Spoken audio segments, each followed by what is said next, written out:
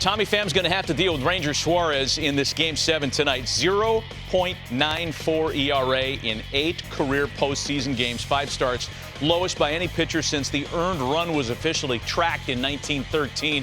And Brandon Pfaadt, rookie right-hander, who was brilliant previously in the series, had a 9-strikeout outing in Arizona against the Phils. Things have changed. But given that each of these guys has had success against the very lineup they'll face tonight, and those previous starts weren't that long ago, who blinks first? Who makes the adjustment first here in Game 7? I think the Phillies will make an adjustment. Obviously, they're not the first ones up, so that won't give them first chance to make an adjustment. But I think they're going to swing the bat a lot better tonight. Let me tell you why. I'm going to go through the videotape and explain this all the way through, how I see this is going to be a big difference. Look, Pfaadt's stuff is electric. Powerful, fastball, breaking ball, stuff that moved. But he wasn't as sharp as we thought real time. I want to show you this with Swerver, though. First at bat, boom, blacks him out. 3 pitches, perfect. Hits the glove, precision, everything you want, done. He came out, guns a-blazing. Then Harper comes up a couple batters later, and here's what he does with Harper. See where the glove's supposed to be at? He misses up there. All right, so he missed his spot, but his stuff was so electric right there. He's good enough, get the ground ball. He's right in the area you want it to be. So he came out of the gate. Great stuff and pinpoint. As the game went on, I thought he missed some spots and they had some opportunities. Right here with Swerver. See how much he missed that fastball by? But his stuff is so good, he's still able to get people out. Another one he missed. This is a ball that Kyle Swerver's going to wish he hit out of the ballpark. That should have been a home run. He pulled it foul. All right, hadn't seen him, got out in front of it. Okay. Then you want the ball right there, breaking ball away, boom, punched him. But if he missed, he was on the edges. And if you're going to miss, be on the edges. But I want to take this at bat with Harper real quick. Again, Bryce had quick ABs, man. He was locating against Bryce, putting it where he wants to, and was getting him out. That was a 1-0 count. We'll go to the 5th. I thought this at bat was really interesting right here with Castellanos. See where they want the ball right there? That ball missed by other side of the batter's box. But his stuff was so electric, it spun him around, and you weren't able to get it. Then he gets locked back in. Got a ball that he might have been able to handle, but right here, this is beautiful. So I just think his stuff was so good, but he wasn't locked in. Here's the biggest difference. As you look at this, the Phillies didn't take batting practice. 2 days. They went out there and tried to face this guy. Now they've played a game or 2, and they took BP earlier today. And I just think familiarity at home, taking batting practice, being a little more rhythm, he's going to have a tougher team to face tonight than he did the other night in Arizona. It's fair. I mean, here's the inside the start numbers. Went 5 2/3. 70 pitches is all he needed. Struck out 9.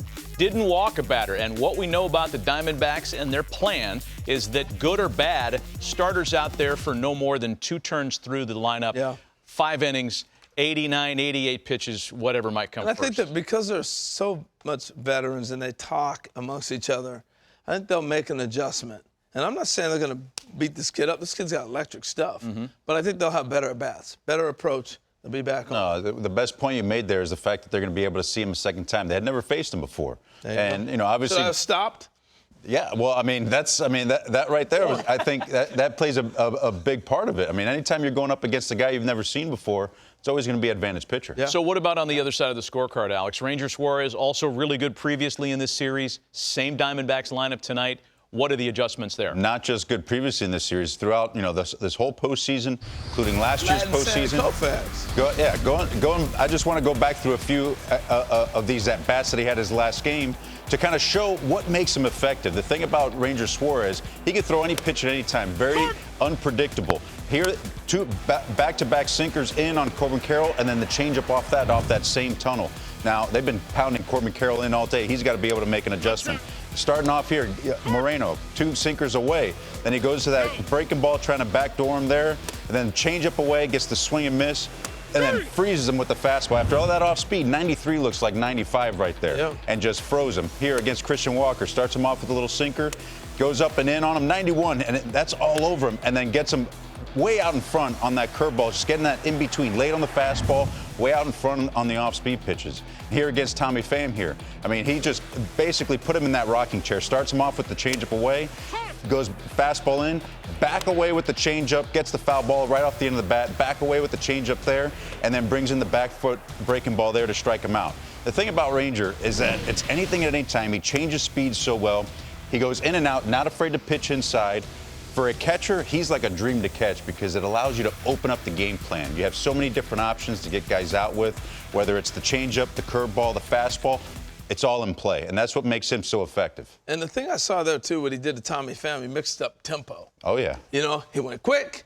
He set himself up a little longer, and Tommy Pham's up here doing like this, trying to figure out timing. For Arizona, facing a guy like Ranger, it's about making sure you see that sinker up, but at the same time, he's a guy that's not going to give in. He doesn't overpower you. He wants to get weak contact, so he wants you swinging at those pitches off the edges of the zone and his pitch. So you got to get him up and in the middle of the plate, and you want to be aggressive, but still you have to be patient with them because that's what he's trying to do, get you out of your game. I know we have a game to be played today, but I'm looking forward to Ranger pitching against the Rangers if it comes down to that. Like, you know, wow, I can't believe I beat you to that. I wasn't going there. I did have one last question for Alex here with Ranger Suárez. I want to ask you this.